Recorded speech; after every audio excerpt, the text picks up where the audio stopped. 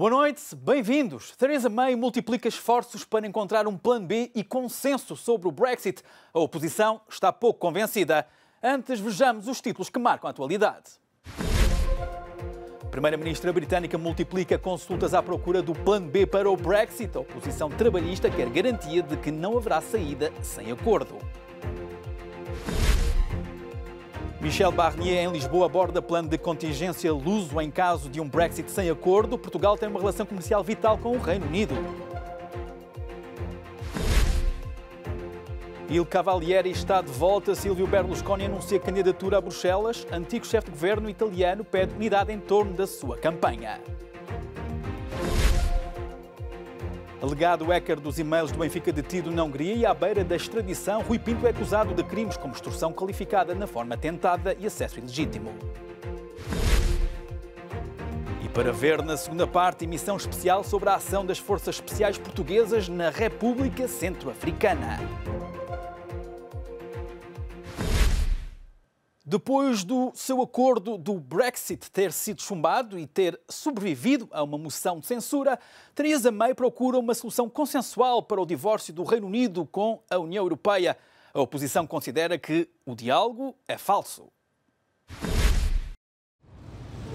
A Primeira-Ministra britânica multiplica esforços à procura de um plano B e de um consenso sobre o Brexit, mas a oposição denuncia um diálogo de fachada.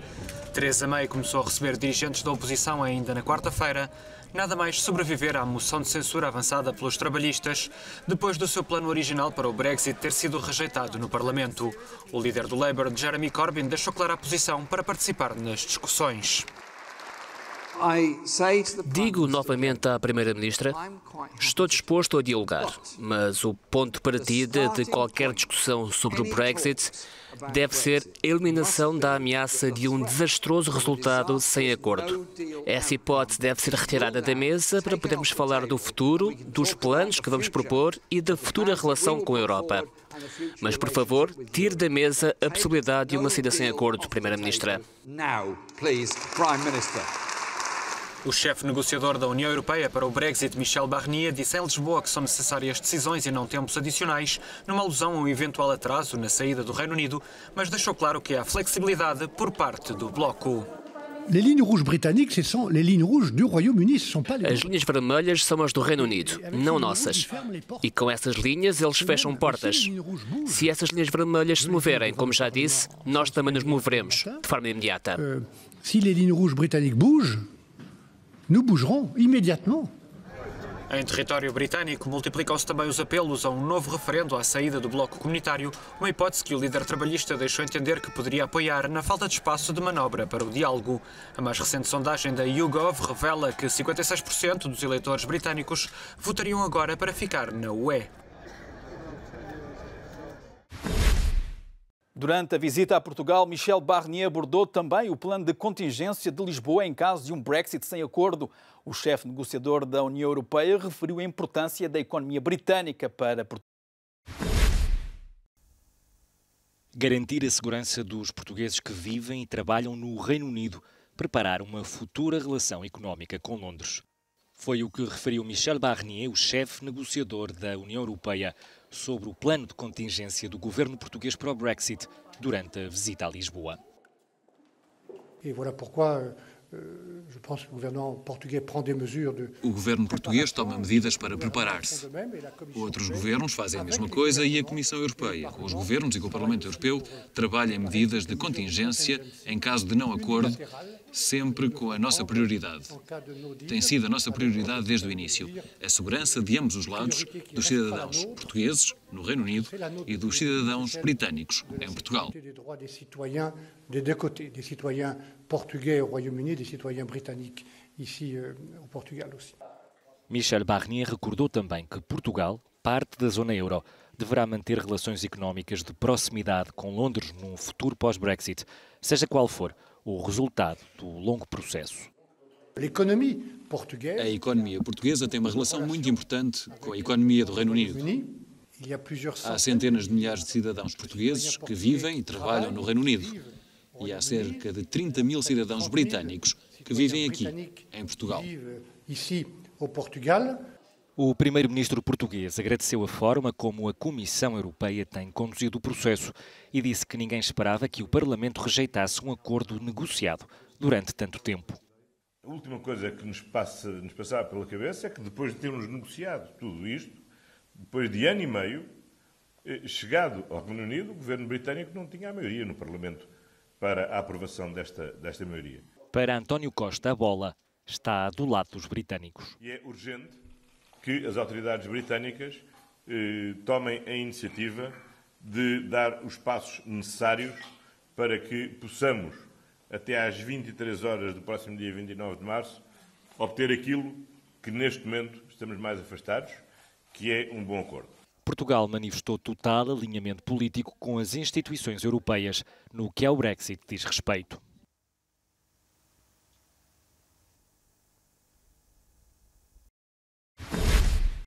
Se um segundo referendo sobre a saída do Reino Unido da União Europeia tivesse lugar agora, mais de metade dos eleitores votariam por permanecer no bloco.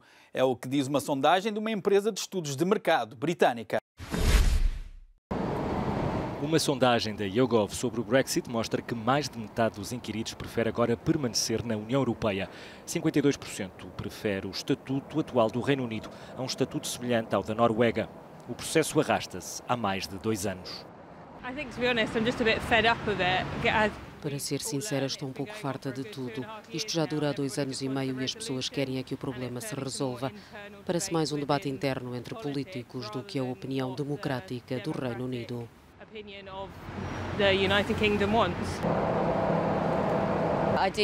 Eu acho que aquilo que Jeremy Corbyn disse depois do voto mostra que apenas se preocupa com ele e que nem está interessado em ouvir outras opções. Penso que é melhor que os partidos se sentem a conversar com pessoas que queiram participar no debate. Estou preocupada com o futuro dos meus filhos. Quando as opções são uma união aduaneira ou um Brexit sem acordo, a opção permanecer sobe para 54%. O não conseguiu na altura apenas 44% dos votos. Em junho de 2016, 56% dos votantes escolheu sair da União Europeia no referendo do Brexit. A economia europeia passa por um período de desaceleração, ainda que o presidente do Banco Central Europeu, Mário Draghi, diga que não há recessão à vista. As taxas de inflação sofreram variações menores em dezembro, sendo particularmente baixas em Portugal e na Grécia. A taxa de inflação anual na zona euro foi de 1,6% em dezembro. Em período homólogo, os valores eram de 1,7%. Os dados são da Agência de Estatística Europeia, a Eurostat. As economias na zona sul do bloco apresentam taxas inferiores à média. Portugal e a Grécia apresentaram as taxas de inflação mais baixas, 0,6%. Seguem-se Espanha e Itália, com 1,2%. A taxa mais elevada é apresentada pela Hungria, com 2,8%. Os setores dos serviços, da energia e agroalimentar foram os que mais contribuíram para a inflação na economia europeia. A desaceleração do crescimento da zona euro, relacionada com a menor atividade económica na China, assim como as tensões comerciais entre Pequim e Washington, contribuíram para uma descida das taxas de juro da parte do Banco Central Europeu.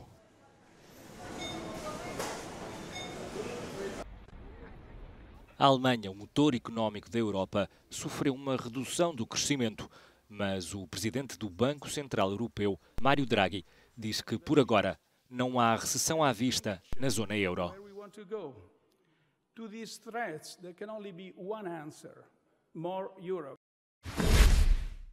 Está de regresso. Silvio Berlusconi está de volta à política e quer um lugar em Bruxelas. Il Cavaliere, como é conhecido, justifica a candidatura com o sentido de responsabilidade.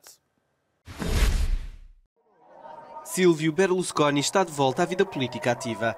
O antigo primeiro-ministro italiano anunciou esta quinta-feira que será candidato às eleições para o Parlamento Europeu, que ocorrem de 23 a 26 de maio. O líder do Forza Itália, com 82 anos, justifica a candidatura com o sentido de responsabilidade. Não consegui escapar da necessidade representada pela minha responsabilidade num mundo em mudança, numa Europa que deve ser absolutamente correta e que deve voltar a assumir um papel de liderança no mundo.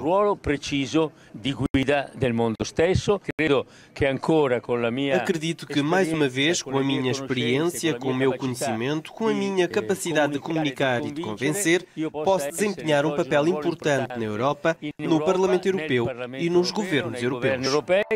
Esta é a primeira vez que Il Cavalieri concorre a um cargo público desde que a justiça italiana o proibiu em 2013, após ter sido considerado culpado de fraude fiscal no caso Mediaset.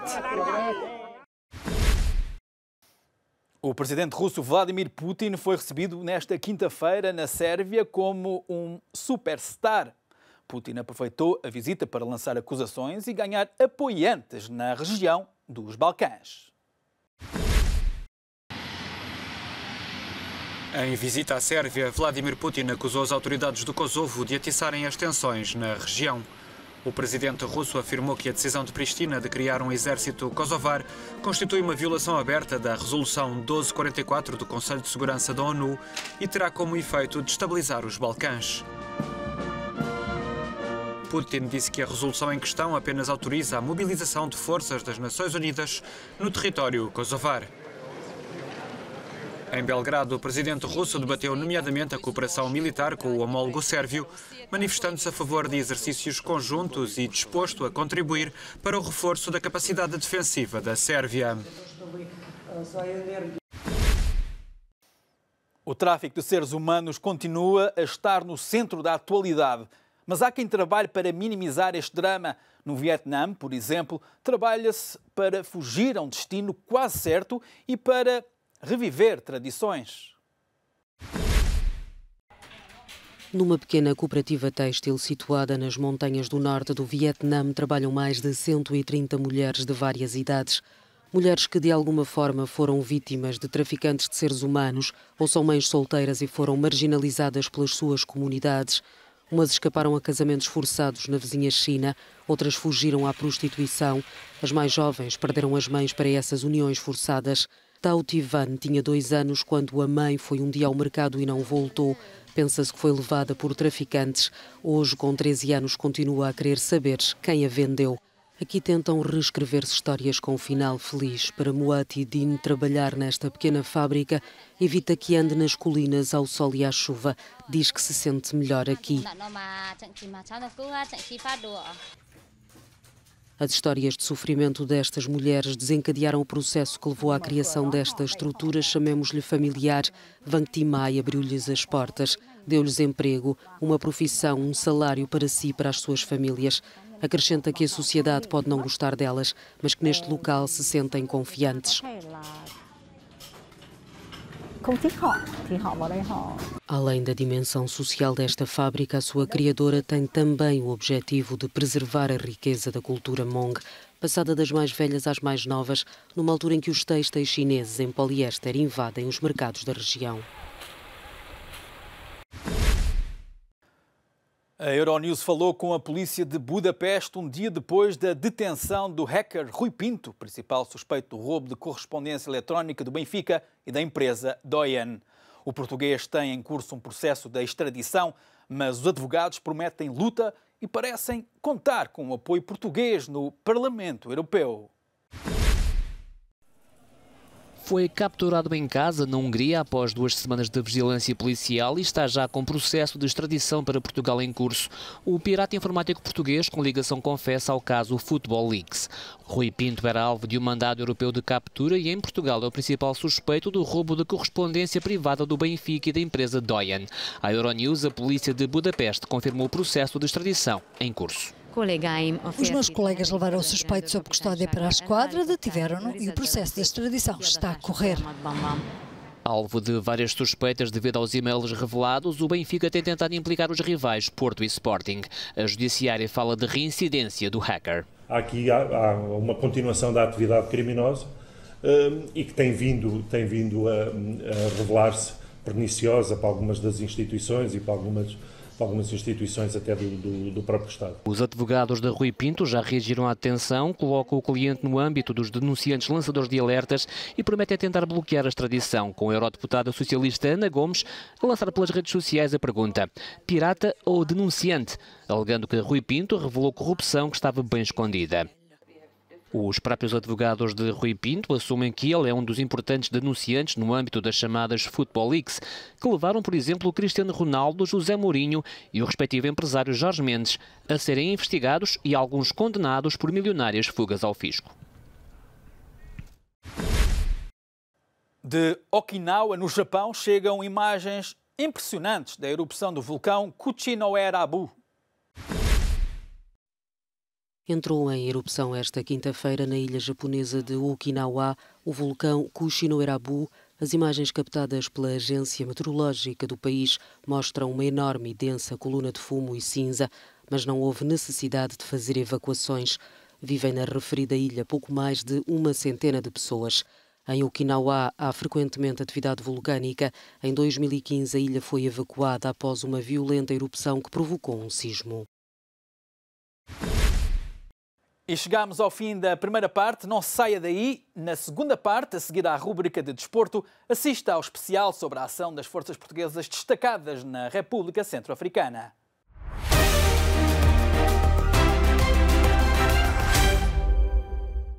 Euronews Noite, segunda parte. Os holofotes noticiosos na última semana em Portugal centraram sobre a República Centro-Africana, com a intervenção de uma força de paraquedistas portugueses em Bambari, no interior.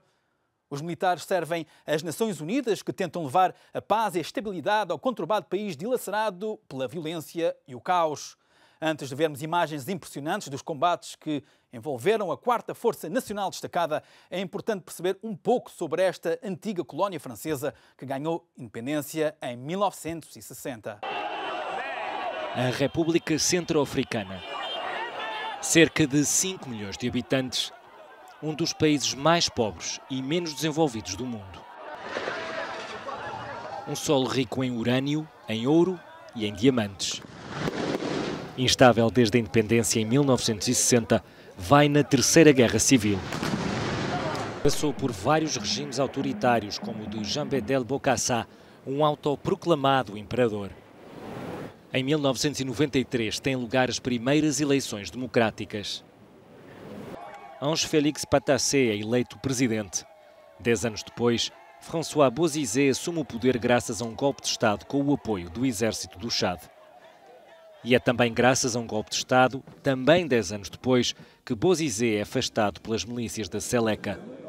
Compostas por membros de confissão muçulmana e dirigidas por Michel Djotodia, envolvem-se depois em violentos confrontos com o exército. As tropas governamentais conseguem assumir o controle de grande parte do território. As milícias da Seleka desmembram-se em vários grupos e gera-se o caos. Opõem-se interesses entre grupos rivais com o mesmo objetivo: ocupar o poder. Mais de metade da população da República Centro-Africana precisa de assistência, é o que dizem as Nações Unidas.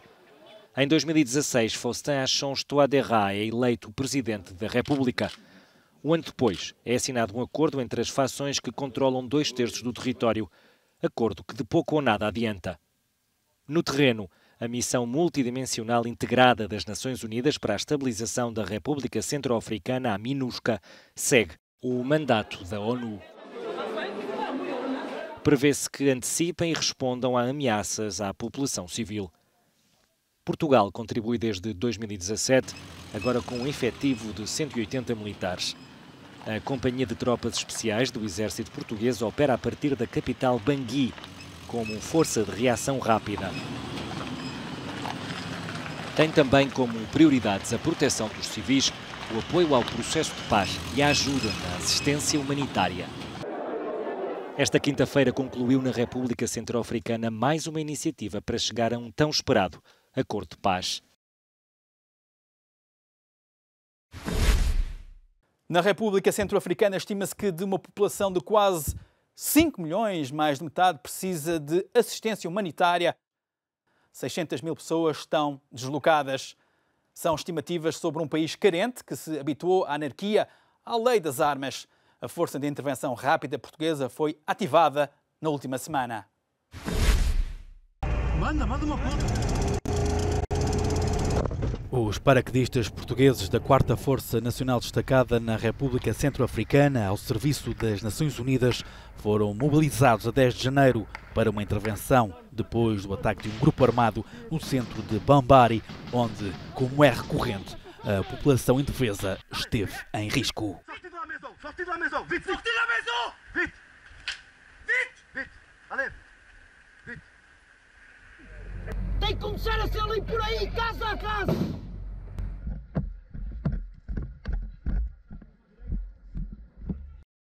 A cidade fica a cerca de 400 km da capital, Bangui.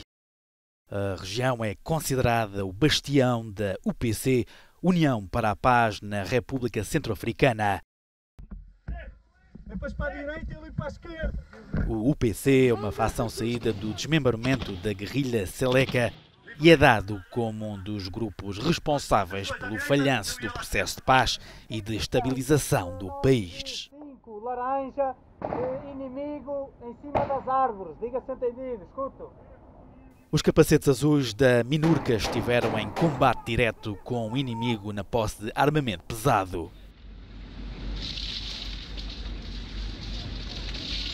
Avançar, que eu cubro e faço fogo neles! Vai embora, vai embora! Numa ação considerada habitual para se apoderarem de recursos e cobrar impostos, a UPC entrou em confronto com as Forças Armadas Centro-Africanas, o que motivou a intervenção da Força Nacional Destacada. Be a low pass from the southwest to the north, how copy? There is a fireman's plant, how copy? Mike 01, aqui Bravo 04, escuto.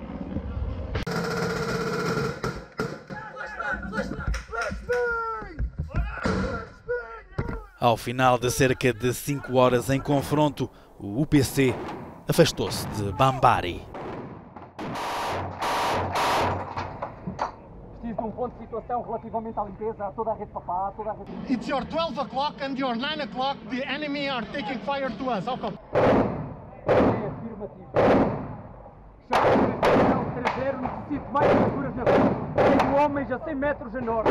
Tenho homens a 100 metros a norte.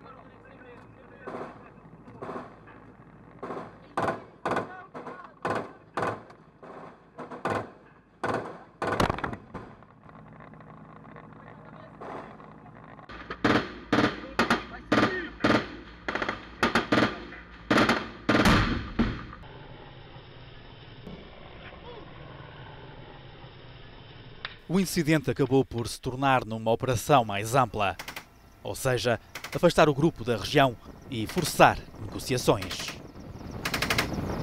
No trajeto entre Bambari e Bokolobo, cerca de 60 km, onde estava instalado o centro de comando rebelde, a UPC tentou emboscar as forças portuguesas com lança-rockets, lança-granadas, foguete. As imagens a partir do helicóptero Mi-27 do Paquistão, país que também faz parte da MINURCA e onde seguiam atiradores especiais portugueses, mostram um dos momentos delicados da segunda fase da operação, que se desenrolou entre sábado e domingo. A força destacada é vítima de uma emboscada e, na reação, é possível ver as viaturas blindadas Pandur a lançarem fumos para mascararem a posição dos paraquedistas, com o apoio dos atiradores portugueses a bordo do Mi-27. A ação é coordenada por militares da Força Aérea do Destacamento Aéreo Tático Avançado, com um controlador no solo e outro no helicóptero. Cima do Charlie 3-0! Avenue!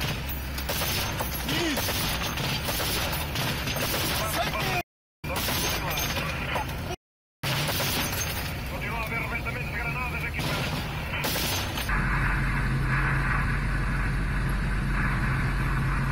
Quantas granadas já foi?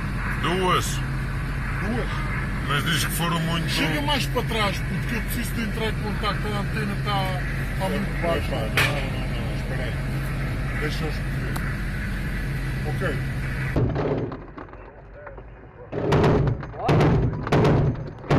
A operação foi coroada de êxito. Não foram registadas quaisquer baixas do lado português.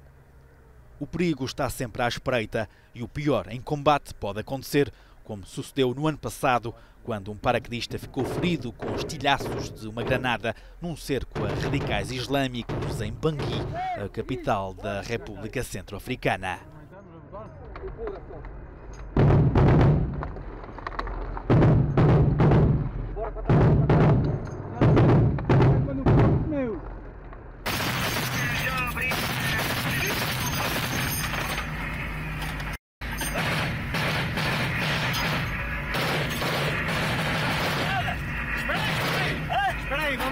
Após 50 horas de combates no total, a ação culminou com a destruição e remoção de inúmeras barricadas e postos de controlo, checkpoints, utilizados pelo UPC e que servem para impedir a circulação da população e controlar o eixo do território entre Bambari e o bastião de Bokolobo.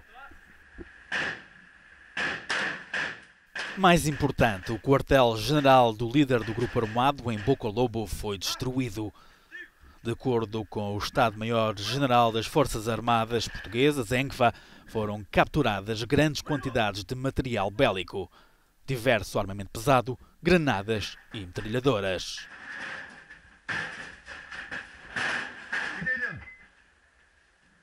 Olha aqui primeiro. Sem esse armamento. Bora, atrás. Uma galinha. Sério. Peraí. Encontrei armas.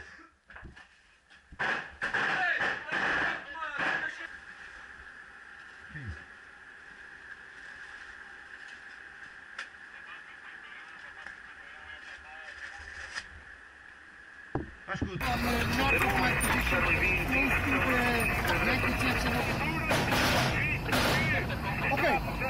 Varre essa zona aí atrás.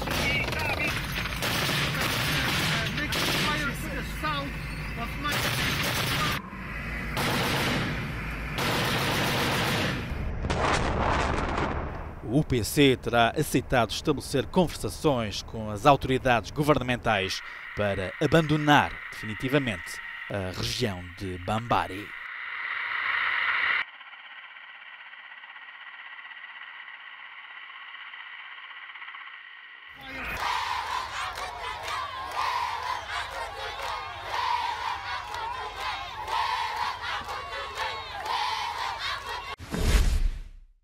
E o comandante da Força Nacional destacada na República Centro-Africana, o tenente-coronel Oscar Fontoura, falou com a Euronews e deu detalhes sobre a missão que os militares portugueses levam a cabo todos os dias. É uma força constituída por 180 homens, maioritariamente paraquedistas, do 2º Batalhão de Infantaria Paraquedista de Aveiro. Eu gostava de lhe perguntar qual é que é a maior dificuldade das tropas portuguesas e que trabalho desenvolvem no dia-a-dia? Bom, a maior dificuldade que nós sentimos aqui tem muito a ver com as características do terreno, que é um terreno muito exigente, altas temperaturas, muito pó no ar permanentemente nas operações, que dificulta a visibilidade.